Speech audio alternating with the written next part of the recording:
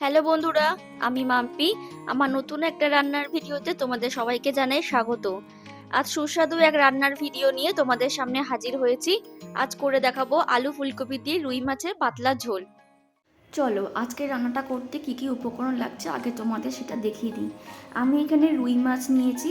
এখানে আমি নুন হলুদ দিয়ে ভালো করে রুই মাছটাকে মাখিয়ে রেখেছি। এখানে আছে ফুলকপি, আমি এরকম বড় বড় করে ফুলকপি কেটেছি। আর আছে আলুগুলোকে এরকম লম্বা লম্বা করে কাটতে হবে। এখানে আছে টমেটো, কাঁচা লঙ্কা। এদিকে আছে গোটা জিরে, নুন, চিনি, হলুদ গুঁড়ো, লঙ্কা গুঁড়ো, জিরে গুঁড়ো, আদা বাটা আর হচ্ছে ধনেপাতা। এই হলো আজকের রান্নার উপকরণ। প্রথমে একটা পাত্রে বা কড়াইতে খানিকটা জল দিয়ে গরম করে নিয়ে তার মধ্যে খানিকটা নুন দিয়ে আমাদের ফুলকপিগুলোকে একটু 5 মিনিটের জন্য ভাপিয়ে নিতে হবে। এর ফলে ফুলকপির মধ্যে যদি কোনো পোকা থাকে তাহলে সেগুলো বেরিয়ে যায়। তাছাড়াও অনেকেরই ফুলকপি খেলে গ্যাসের প্রবলেম থাকে, কিন্তু এইভাবে যদি ফুলকপিটা কিছুক্ষণ ভাপিয়ে নেওয়া হয় তাহলে গ্যাস হওয়ার সম্ভাবনা অনেকটাই কমে যায়। এইভাবে 5-7 মিনিটের জন্য ফুলকপিটাকে ভাপিয়ে নিয়ে আমরা ফুলকপিটাকে নামিয়ে রাখবো। এরপর কড়াই ভালো করে গরম করে তার মধ্যে সর্ষের তেল দিয়ে দেবো। সর্ষের তেলটা এরপর ভালো করে গরম হয়ে গেলে এইভাবে স্প্রেড করে নিয়ে আমরা একে একে সবকটা মাছ ভালো করে ভেজে নেব।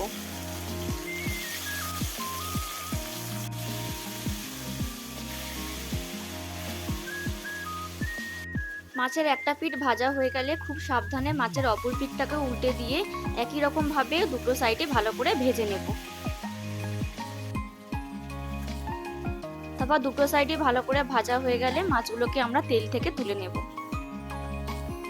ঠিক একই রকম ভাবে বাকি মাছগুলোকেও আমরা ভেজে তুলে নেব।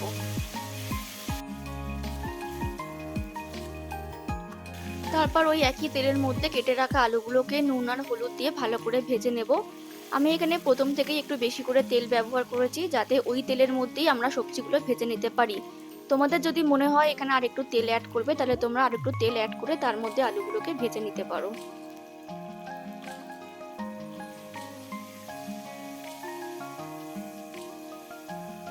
এইভাবে খানিকক্ষণ ভাজার পর আলুগুলোর গায়ে যখনই লালচে রং ধরবে তখনই আলুগুলোকে আমরা তেল থেকে তুলে নেব।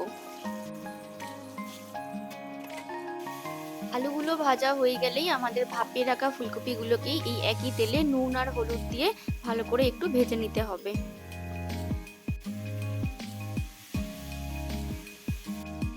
ফুলকপিগুলো ভাজা হয়ে গেলে আমরা সেগুলো তেল থেকে তুলে নেব। তারপর ওই তেলের মধ্যে 1 চিমটে জিরে, কাঁচা লঙ্কা দিয়ে একটু নাড়িয়ে চাড়িয়ে কেটে রাখা টমেটোগুলোকে এখানে দিয়ে দেবো। তারপর কয়েক সেকেন্ড নাড়িয়ে চাড়িয়ে আমরা এখানে পরপর করে মশলাগুলোকে অ্যাড করে দেব।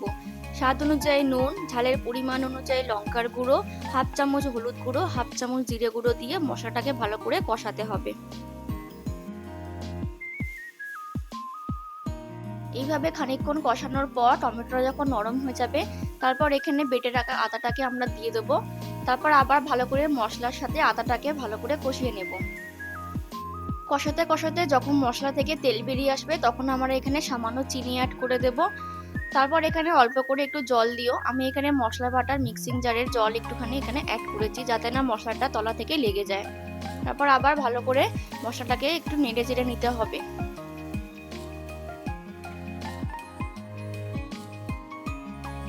তারপর এখানে আগে থেকে ভেজে রাখা আলু ফুলকপিগুলোকে মশলার মধ্যে দিয়ে দিতে হবে এবং কিছুক্ষণ ধরে আলু ফুলকপিগুলো মশলার সাথে ভালো করে একটু কষিয়ে নিতে হবে।